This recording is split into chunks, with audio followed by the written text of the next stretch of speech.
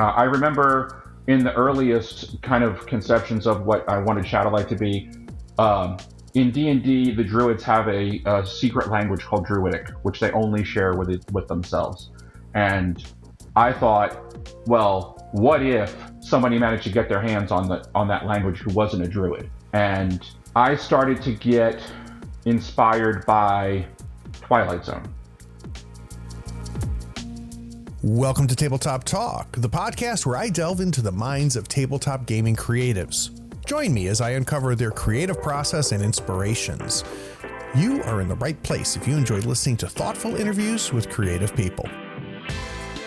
Hey, it's Chris Casciano. When I'm not painting beautiful paintings or writing choose your own adventure stories, I'm listening to Tabletop Talk. Howdy friends, Craig here. My guest today is Craig Hatler. Craig is local to me here in North Carolina Triangle area, a lifelong lover of RPGs. He is a professional GM and the creator of the RPG Shadowlight and Persona. Other Craig? Welcome to the third floor. Thank you, Craig.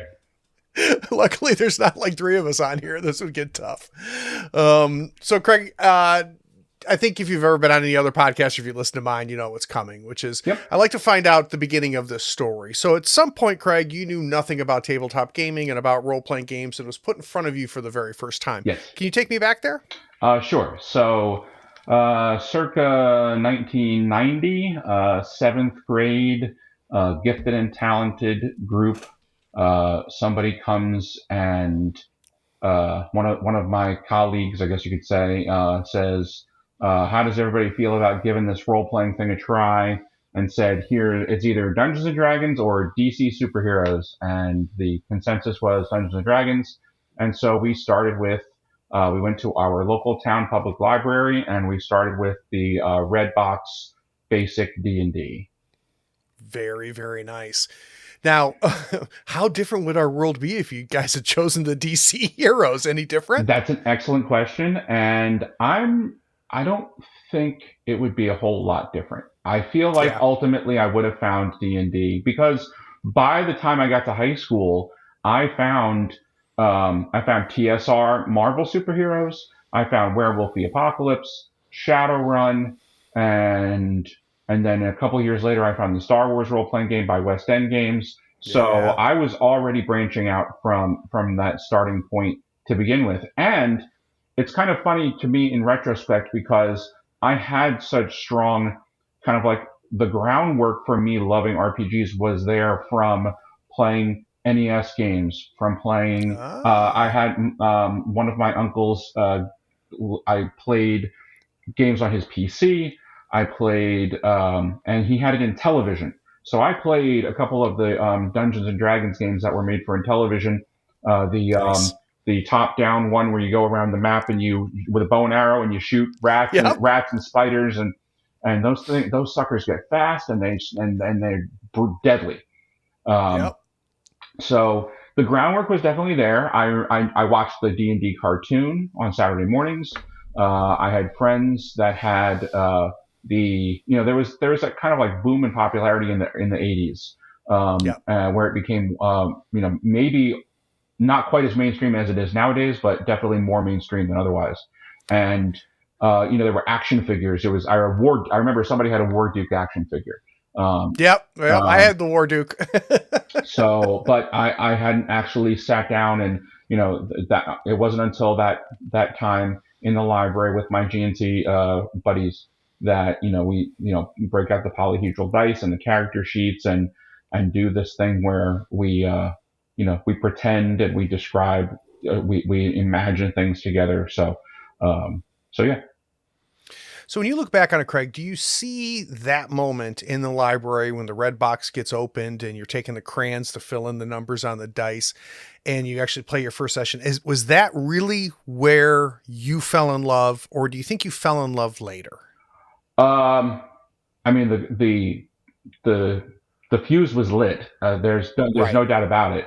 But I probably didn't truly fall in love with it until I got my hands on second edition, because I was looking at issues of Dungeon magazine. I was getting, the second edition AD&D core rule books, PHB DMG, Tome of Magic, Forgotten Realms Adventures, and then the Monstrous Compendium. And I just remember, I can remember what it felt like to have that binder and to get those regular insert updates. As a matter of fact, I had the Demiplane of Dread Ravenloft box set for 2E, and I went back and I bought it on print on demand on drive-through to have a physical copy of it. Yeah. But I mean, yeah, the love didn't start, I would say, straight away. I mean, I definitely enjoyed it. I definitely, there was a reason why I stuck with it, but I would say the burning, driving passion didn't come probably until high school. And for you, was that an age thing, a maturity thing, or was it the materials that were available, right? Because when we look at when that next edition came out, that's when we just saw a proliferation of materials for it, and you listed many of them. Or do you think it was age or both? I think it was a timing thing more than anything else. I think it was, because, second edition came out in 89, so it was out at the same time that I was learning to play basic. So I think it was just a timing thing more than anything else. I got into second edition with people that I met in high school, and as all those complete splat books, those thin brown and red, brown and gold, or blue and silver. The brown ones for the players and the blue ones for the DM. I mean, I think it was just a timing thing more than anything else, not necessarily age. So when you think about, and you've mentioned some other games, but when you think about kind of the signposts along the way, it sounds like, your mind was initially blown playing in the library, then the second edition comes out with all of these great materials. You're in high school, the timing's good. What is the next game or the next experience that really kind of solidifies things and kind of blows your mind as a player? West End Star Wars, 100%. Why? I think part of it had to do with the fact that, you get to make your own Star Wars stories. This was there was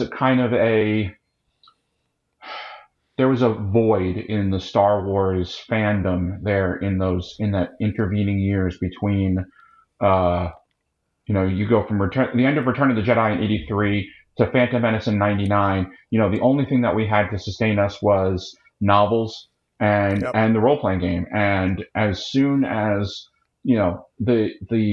the love and the creativity that went into those supplement books, some of those supplement books were just the quality of the writing and the expansion. Timothy Zahn read those books and put elements of there are still elements of the EU, both the novels and the role-playing game, that are still showing up in Star Wars. Pablo Hidalgo, who is a part of Lucasfilm, came from West End Games. Oh, I don't think I realized that. Oh, yeah. Oh, interesting. Yeah, Mike Stackpole, who Flying Buffalo, and he had his own role-playing thing going. I've actually met Mike. Yeah, I have as well. I met him at a convention in New Jersey, and he talked about the polling report. The Satanic Panic. So, I mean, it just blew my Star Wars loving mind that I get to sit down and I get to sit here with my friends and we get to make our own Star Wars stories. I mean, that just And around that time, I went to undergrad around 96, 97, and that's when I started to find text-based. I had been introduced to text-based role-playing on the internet called Mushing or Mudding, or and people had written, devoted whole Mush servers to Star Wars and to their own alternate universes. What if the Empire didn't succeed, or what if it turned into something else? Just whole servers devoted to what ifs, and or keep it in the quote unquote traditional storyline, but somebody took the Tramp Freighters book, which had a setting in it called the Minos Cluster, and made a server just based around the Minos Cluster. Amazing. And just another step forward in the what blew Craig's mind. Yeah.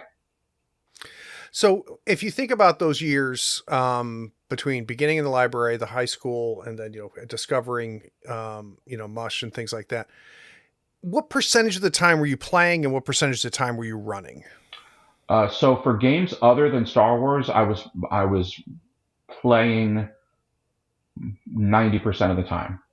Gotcha. When it came to Star Wars, I was GMing 90% of the time.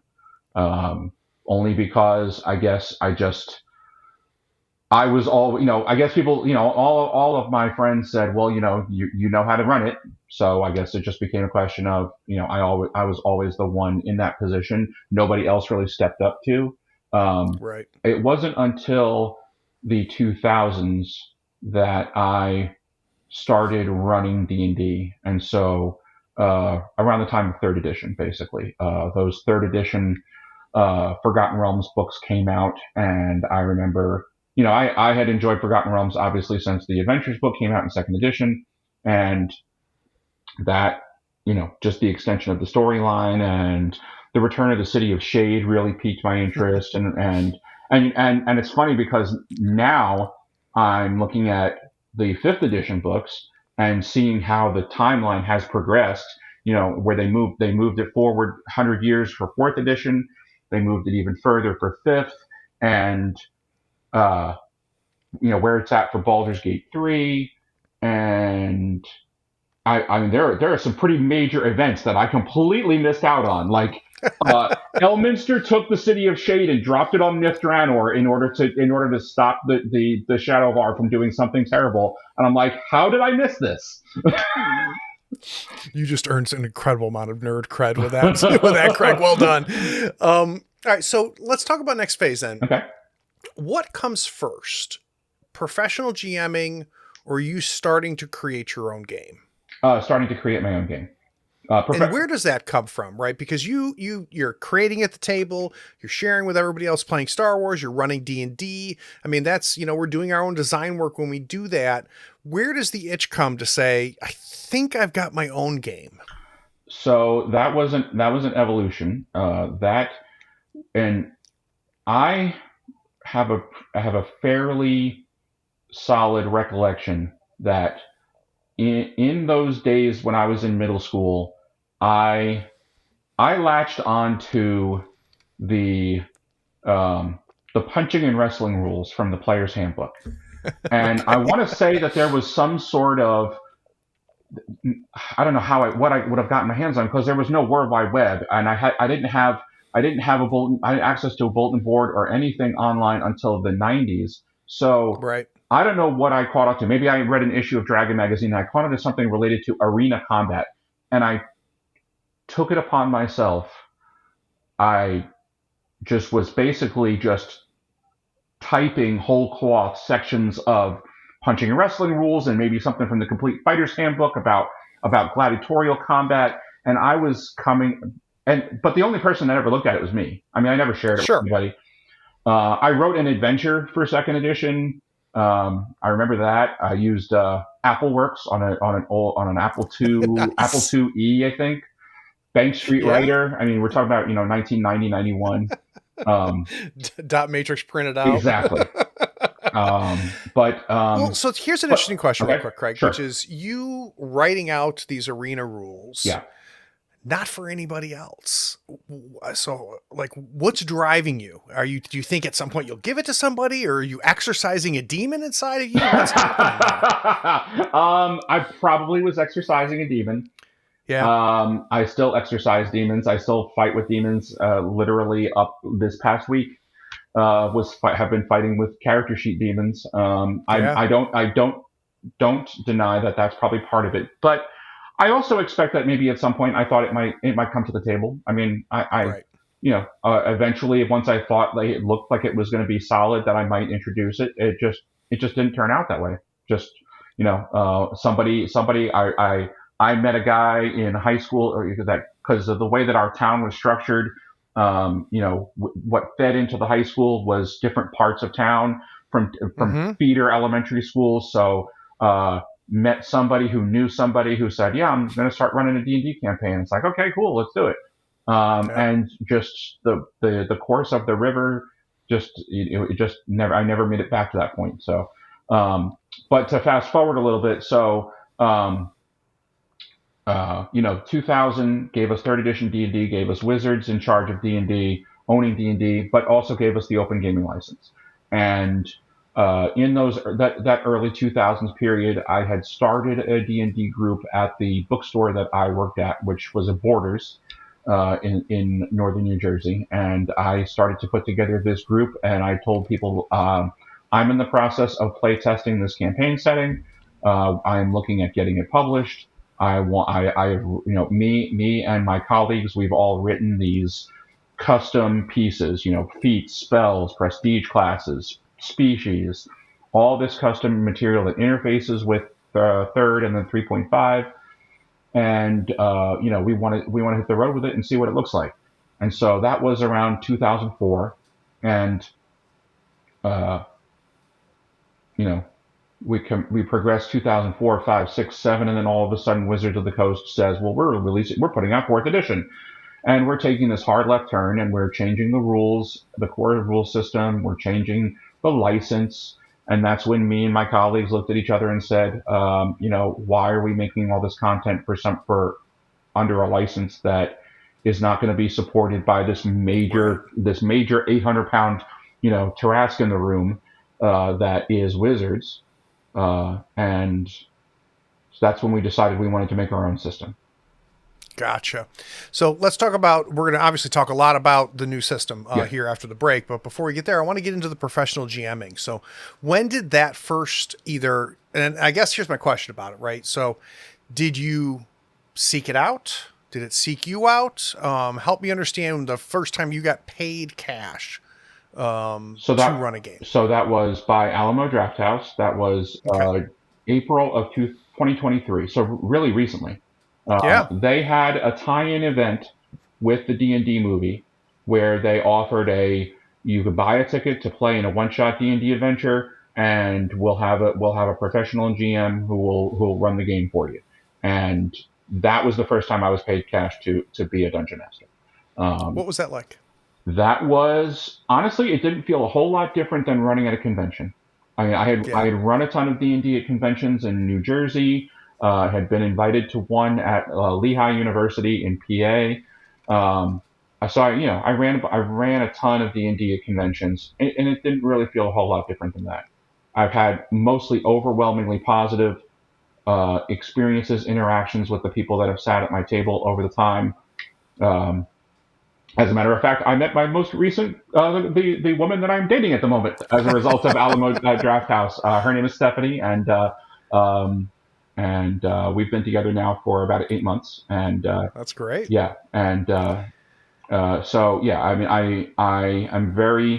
consider myself very fortunate for two things. I moved to the Triangle in 2019, so between a group called Raleigh Tabletop Role Players or RPGs, RTR, which didn't really take off until about 2022, mostly pandemic reasons.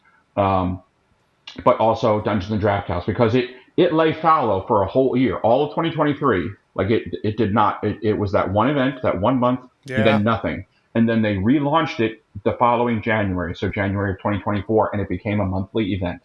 That's awesome. And I've made good connections with local people. I've introduced them to Shadowlight and Persona, and it just continues to be beneficial. It continues to be a great way to meet people, to network, and to share the game with people. I had one person who said that her name is Hannah.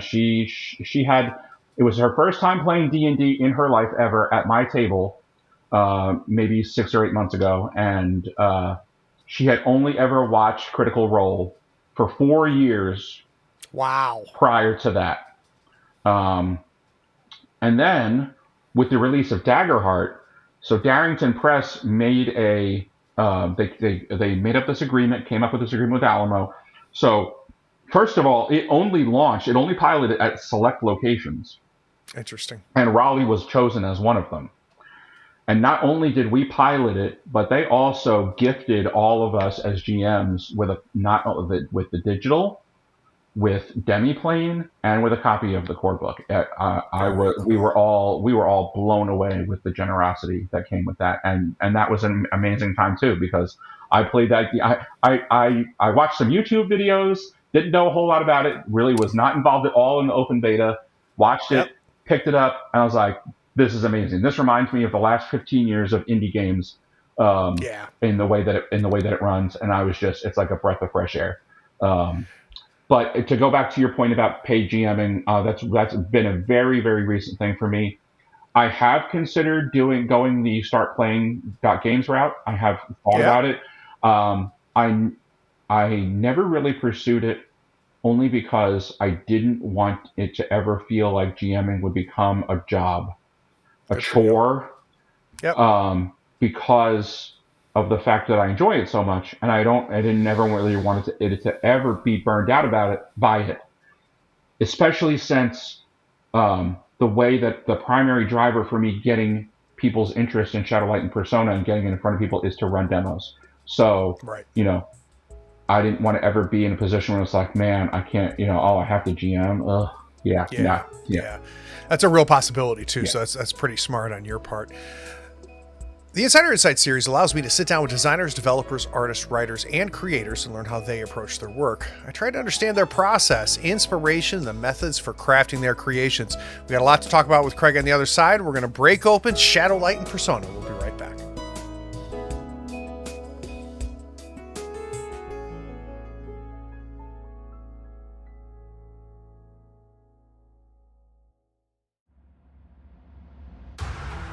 Are you looking for a D&D podcast with a dark side? Something more like Game of Thrones and less like Monty Python? Tale of the Manticore is part dark fantasy audio drama, part solo D&D RPG. There's no plot armor here. The dice make all the important decisions. Join me as I resurrect the excitement, wonder, and emotion of old school D&D. Made for a mature audience, Tale of the Manticore is both a fiction and a game. It's the story where chaos rolls.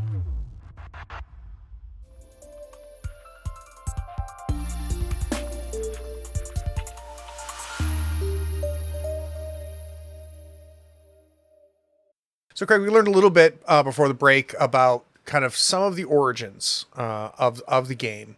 I'm going to read the little blurb about the game first, and then I want to kind of talk about where it starts, where it went, and then where it is now. So here's the blurb. Explore the threshold between the world you thought you knew and the worlds that really are. Shadowlight and Persona is a game of exploring liminal and esoteric mysteries and metaphysical revelations. You play curious people intrigued by mysterious phenomena and circumstances, captivated and driven to seek out and reveal the truths hidden within them. Groups can follow the game creation process to devise settings of their own, or use one of the several campaign frames or quote-unquote tricks of the Shadowlight to help jumpstart play. So, when I talk to designers and creators, Craig, I get all kinds of different acorns and seeds that kind of start the creation of the game that they have put out or that they're working on right now. And the litany is wide, right? It's a response. I couldn't get what I wanted. I found 5 games that had what I wanted, and I wanted 1 game that had what I wanted. What is it for you? So when you think about when you first started working on what has now become Shadowlight, where did it start, and what was the drive? So the drive was, again, it was very practical. It was, we have this setting. It's very rich in terms of the world building and the lore. And I didn't realize. So I'm sorry, real quick, Craig. So this was the setting you were working on for D&D? Yes. Oh, okay. Yes. Gotcha. Okay. Go ahead. I'm sorry. No, you're fine.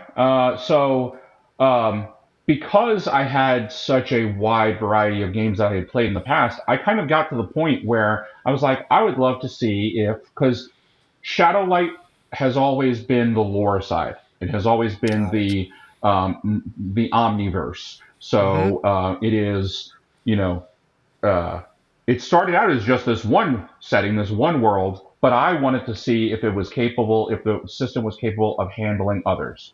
Of other genres, tones, settings, and so every individual one became its own unique, discrete universe in not just a multiverse, but an omniverse. Because you follow the rabbit hole down far enough, and you realize that it contains multitudes, and that could be a universe that's the size of somebody's living room, or it could be a whole galaxy. It's whatever the group that picks it up and decides they want to play it, what they want to do.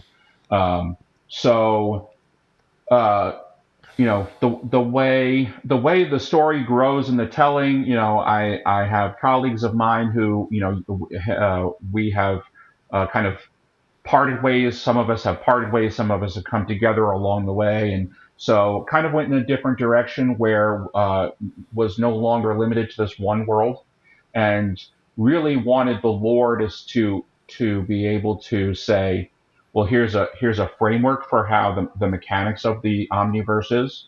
Here's a framework for what is considered the supernatural, what divine worship looks like, what magic looks like, interactions between magic and technology, all of these truths about what's really out there that somebody's going to find a little nugget of and say, oh crap, I didn't notice, I open a door and it shows me a whole complete, it shows me a location, 50,000 miles away. And if I walk through the door, I wind up there. And over there, it's, a driving snowstorm in the middle of winter. Meanwhile, here, it's bright and sunny and 80 degrees outside. And so, little things. I remember in the earliest kind of conceptions of what I wanted Shadowlight to be, in D&D, the Druids have a secret language called Druidic, which they only share with themselves. And I thought, well, what if somebody managed to get their hands on that language who wasn't a Druid? And I started to get inspired by Twilight Zone. Okay. So Twilight Zone. Well, what if there are aliens, or what if this gunslinger from the Old West was buried alive and came back to to seek revenge. What if the old man on the hill that's telling people whether their food is safe to eat is actually a mainframe computer? Like, I just started to pick up on those little what ifs, and those would be the nuggets. Like, you would have this experience, and it would clue you into there's more out there than you originally thought. And that became primarily the driving force. And I've always been incredibly captivated by anthology fiction about short, whether it be written or TV. So Twilight Zone. More recently, Guillermo del Toro has Cabinet of Curiosities. Yeah. All this stuff. Amazing. Steven Spielberg's Amazing Stories, which I didn't realize got a mini reboot in 2020. But I have always loved anthology fiction, and that is probably the biggest inspiration. So total aside, because you're thinking about that the one that I've been really getting back on, I dropped it for a while and I came back to it. Have you been watching Love and Robots at all? I started to, yes. Yeah, and it's stuff. Yeah, and I didn't realize just how. Some the episodes vary in length, but yeah, definitely. I literally I think I just started that a week or so ago. Yeah. No shortage of ideas for worlds. For sure. That. No. It's really, really good. So let's talk very briefly about mechanics. Okay. So we get a rich understanding of the lore of the game, setting of the game, and what the game is meant to be, and how it can expand as you need it to expand, right? And sounds like take us wherever we want to go. Is it mechanically similar to anything, or is it very unique mechanics? Or where do you find the game mechanically? Mechanically, I would say that the core of it, I would say might be the most inspired by West End Games D6 system. Nice. In its you have attributes, you have skills, you have special abilities, which I call enhancements, and your skills build off of your attributes. They are the way that you do accomplish things, and your enhancements make you better at your skills. But no classes, no levels, point by character creation, point by character advancement. That is probably for the foundational structure of the game, very much inspired by. Then I just started when I saw things that really clicked with me from other systems, I just started pulling them in. D10s. Like what? D10s, World of Darkness, Dogs in the Vineyard. use D10s. The whole idea of escalating from nonviolent to violent definitely was inspired by dogs in that respect. Inspired a lot by Fate. Interesting. Yes. How so? I love Fate. I love the fact that the rules, the mechanics are tied into the fiction. That aspects are the way that you express fiction mechanically, and how the bronze rule in Fate basically says, well, if you can envision it, you can build it like a character, and that freedom to be abstract, I very lovingly stole. So we got the beginnings of it, Craig, and obviously it's a work in progress. It sounds like, though a lot of it is pretty darn mature based on what we've been talking about. When we look at the development path that you've gone through, what were some big landmarks for you? Things where the game, you either added something or removed something in the game that really had a big fundamental change to it. Can you think of different times where you kind of went in and broke some things and fixed them?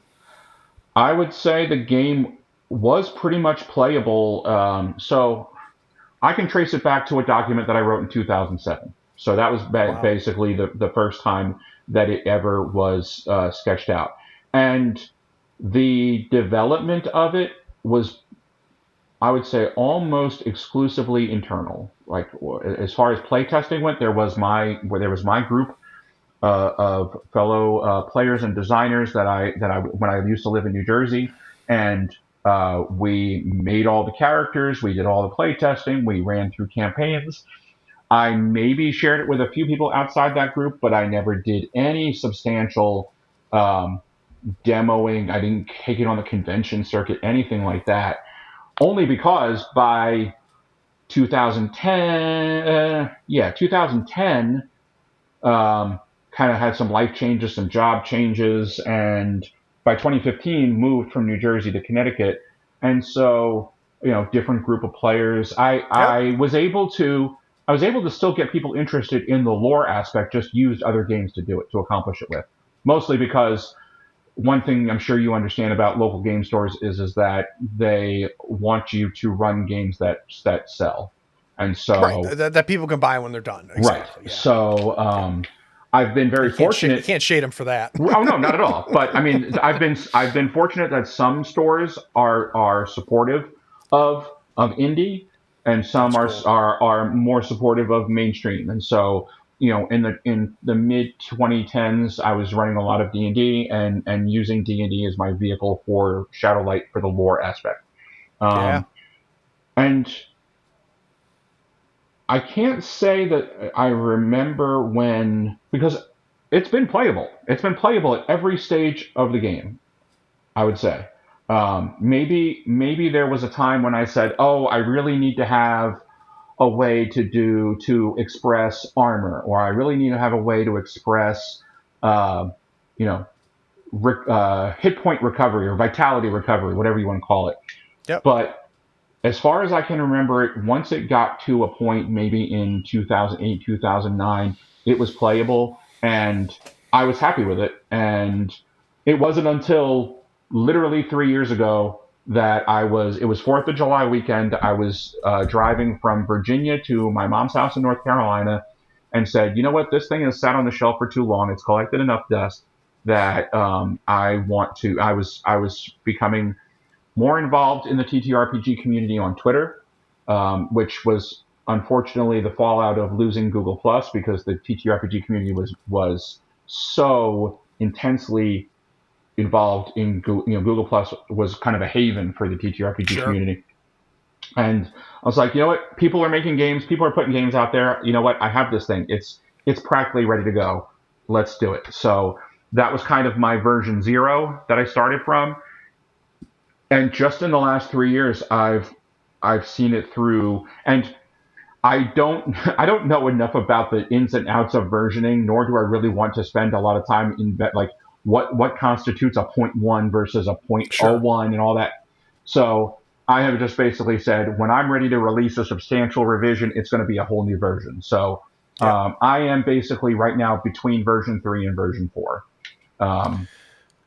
So when you, Craig, when you think about playing the game and having played the game, run it for several people, what is the biggest thing that you've learned that's impacted your design from that process by not sitting in your room, not typing it out, not thinking about it on the drive home, but actually having people play the game with character sheets in front of them? What is the biggest thing you've learned watching people play? I would say more than anything else, it's the teaching aspect and teaching them how to play the game, but also to get them to be able to pick up I learned a substantial amount about how people grok the game from the character sheet, and got some pretty substantial feedback from a game day where I demoed it last November, where I had somebody say to me, I hate to tell you this, Craig, but I'm pretty dyslexic, and I'm looking at this, and I cannot read this character sheet, and never had that kind of, and I wouldn't even call it negative feedback. I would say that it's constructive criticism, but never has anybody ever been that forthcoming with a barrier to it like that. Right. And I'm like, oh shit, this has never been. I built this to where I look at it and I say, oh, it makes sense. Yep. But never has anybody been that candid with me to say, hey, you know what? I don't know what's going on. And so, what was the biggest change you made after getting that feedback? I had a series of kind of like a shorthand abbreviations for enhancements are the things that make you better at your skills. So enhancements can either be you have an enhancement. Let's say that you had 5 standard enhancements.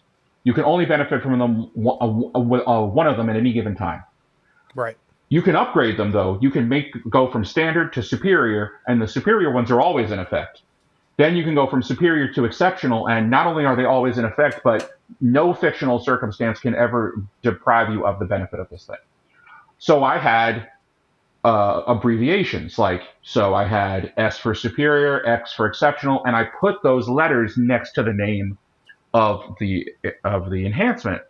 And somebody said to me, well, the fact that I have to go back and forth, I have to look, I have to see your letters, and then I have to go to the key, and I have to read the key, and it's causing me to get really mixed up, and that was really throwing me off. And I'm like, oh, I mean, hey, I'm glad.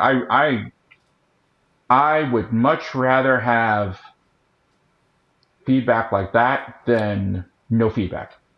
Sure. No question. So what does it look like now? So if I bring out a Shadowlight character sheet now, I don't see those letter abbreviations? What do I see? So you see, so under enhancements, you see everybody gets a free one based on their background. So you decide what that looks like. It could be nationality, it could be ethnicity, culture, it could be upbringing, species. So you decide what your background enhancement is, you get that one for free. So you'll say background, and it'll say what it is.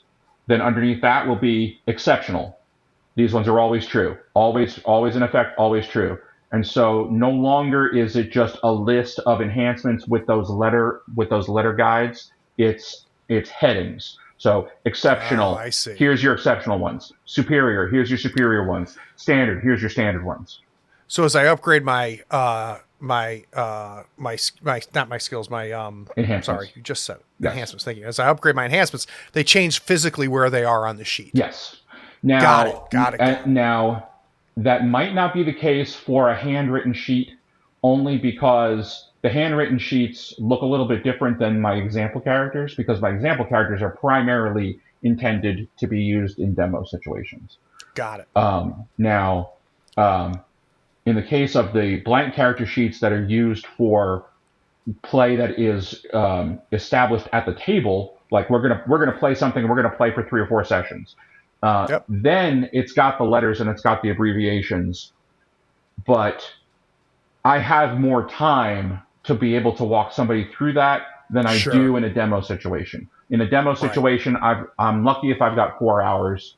In the case of some conventions, perfect example being Metatopia, which is a designer-driven, work-in-progress-driven concept.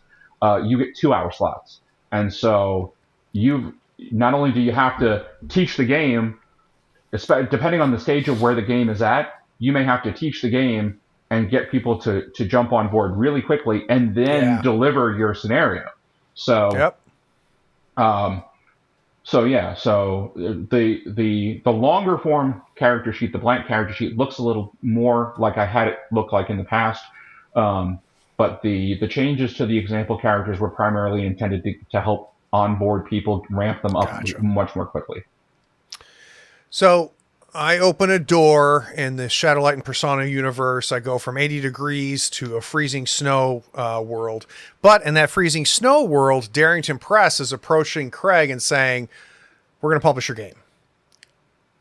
In that world, how far are you away from being able to go, all right, Darrington, I'm ready. Go publish. How close do you think it is? That's a really good question. And probably an extremely unfair one, but go ahead. I don't know if I would say unfair, but it definitely puts me on the spot. I mean, it's not. It is definitely something that I have thought about. I have been. This has been actively being worked on for the last 3 years. I would like to say a year. That's not bad. I would like to say, if you give me a hard deadline and you say, if you can get this done in a year, we'll publish it for you, then yeah. I mean, I will. You can make that happen. Yeah, because what I want is, I want a variation of the rules to support solo play. I want a variation of rules to support GM-less play. I want concrete tools to help the GM, what I call the chorus in Shadowlight and Persona. I want concrete tools to help the GM run the game, to codify this whole idea of mystery solving, to kind of lay out the breadcrumbs and have a way for them to pick up on the breadcrumbs in a meaningful way, to have them kind of build towards the solution of a mystery in a meaningful way. I want the lore to be a little more concrete in terms of like maybe a macro game, like. So in the lore, you have 3 factions of these unique species that 2 of them are diametrically opposed to each other. One of them says, hey, you know what?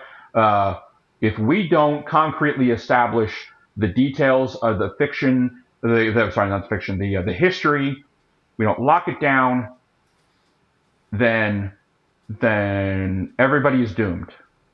Then you have the other end of the spectrum that says, yeah, you know what?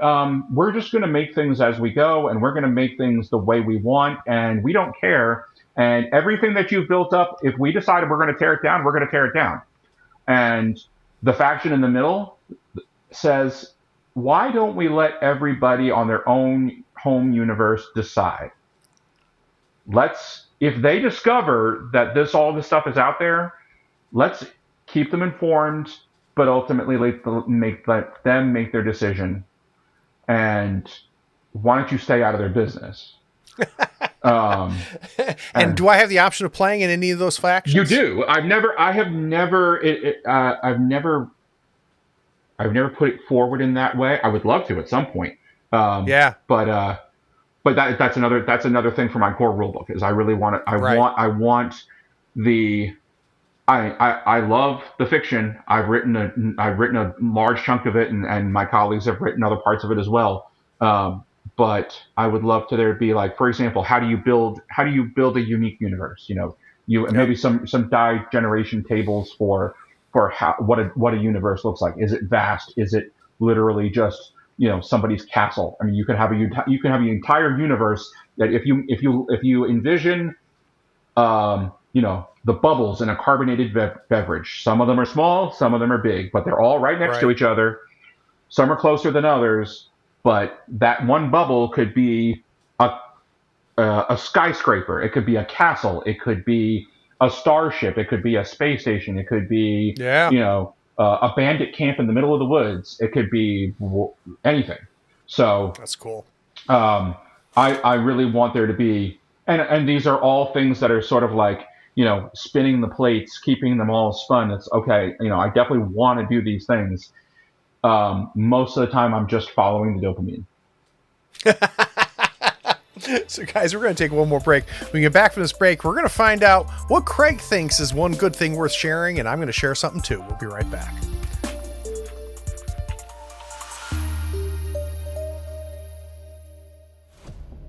Hello, my name is Sam Dunewald, and I'm here to tell you about Dice Exploder, my tabletop RPG design podcast where each week I take a single game mechanic and break it down with a friend.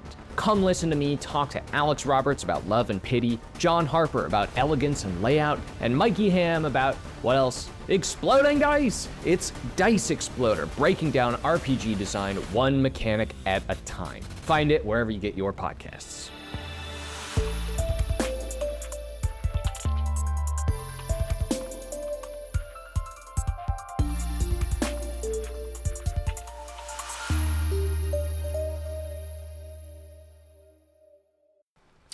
All right, Craig. We start off the interview talking about your origin story. Center of the interview is us finding out your journey and the game that has resulted from that journey. Now we're going to kind of close this bookend here on the interview. And instead of talking about things that you have learned, things that you have made, I want to find out what you're eating. I want to find out what you're consuming. So what is one thing you've been consuming lately that's worth sharing? House of Leaves. Oh, it's a good one. Oh my gosh. Talk about... We could do 10 podcasts about this fucking book.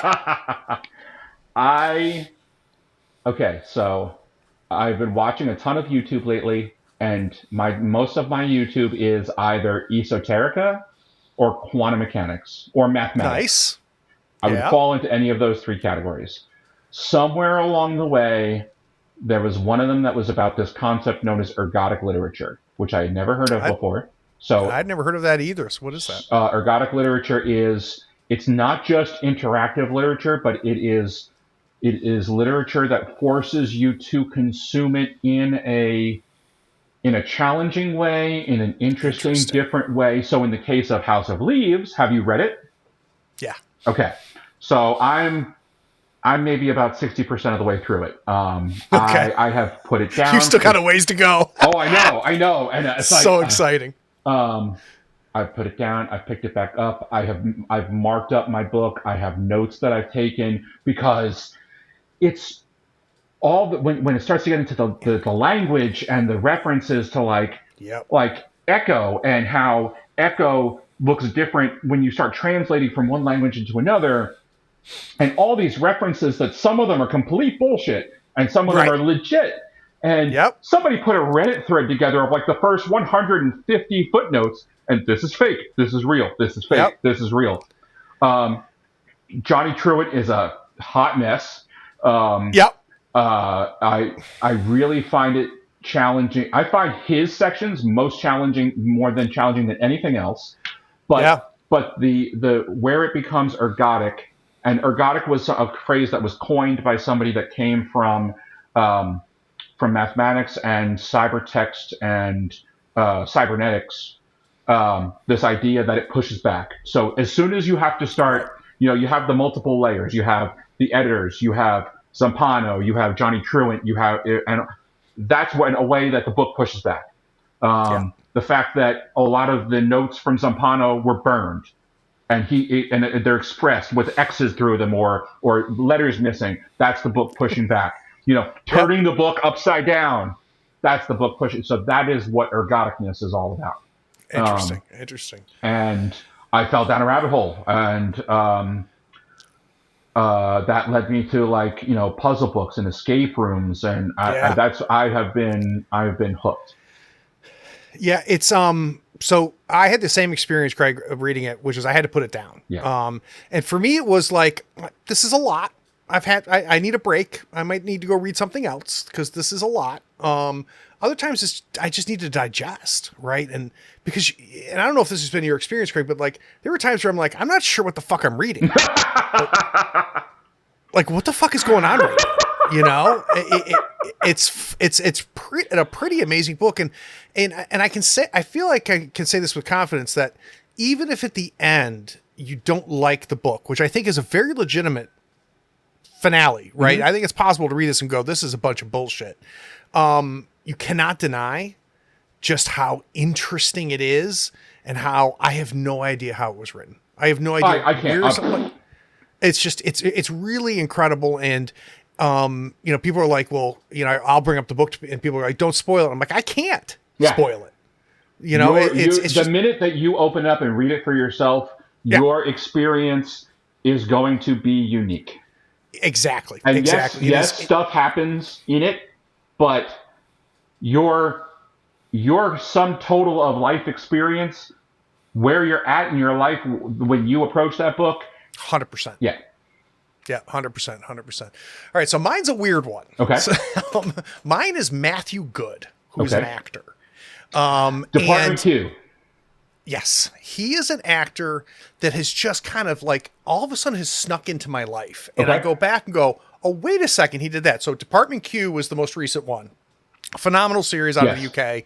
And I'm learning there's kind of this genre of television in the UK of kind of like the cop you don't really love, but you find things to like about him. And I think of like, what was the one with Tenet? Broadchurch, thank you. Yes. Broadchurch, similar type situation, right? Where a flawed character. Department Q is excellent. And he's captivating in that show. Yeah. And so then I was like, wait a second, is that the guy from Abigail? Right. So I go back and I go, yeah, it's the guy who played the father in Abigail, which I thought was a very clever little slasher that was ruined by the marketing, but a pretty good little horror film. Okay. I'll have to give it a shot. I never saw it. Yeah. It's a vampire story that is really as a slasher. Okay. But he's excellent, of course, in it. Then The Offer. Which is the movie that is the TV series that is the creation of The Godfather. Oh, so, okay, yeah. I started that, and I guess I must have gotten sidetracked, but I do know. He plays a producer in it, the guy who ends up producing The Godfather. Unbelievable. Okay, right? Unbelievable in that role. Again, steals the movie. The Discovery of Witches. Like, is it good? Oh, dude. Okay. Oh, you would love Discovery of Witches. Okay. As much as you and I talk about like shit we dig. Yeah. Discovery of Witches is not perfect, but it's well worth the time. Okay. And then you go all the way back to Watchmen.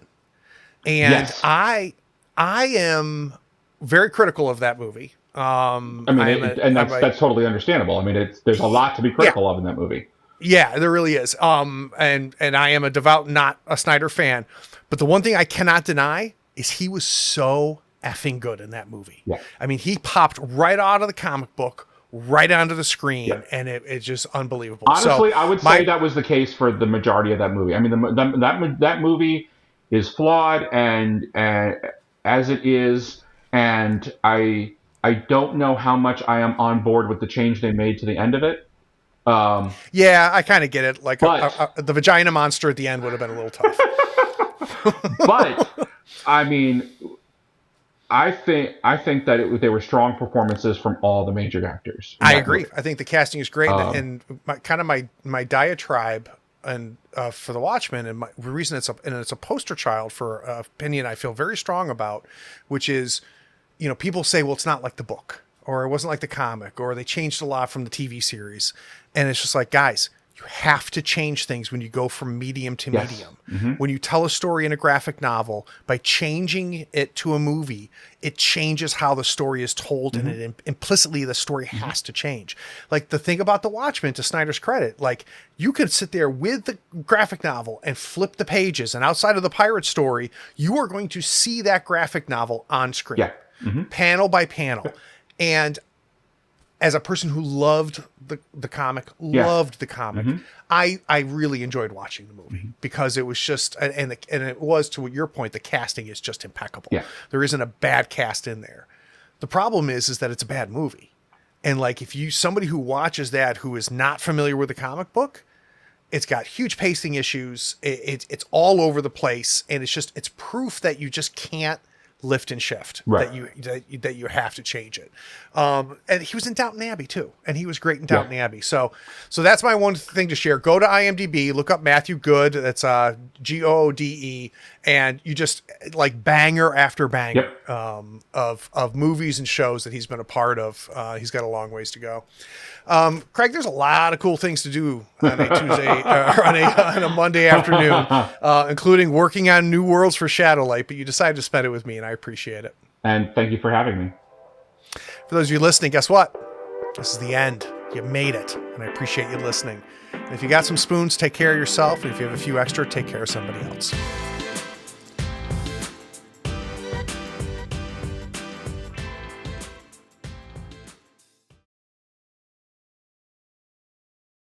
Hey, are you still here? Look, the podcast is over. And you sat through all of the breaks and bloopers?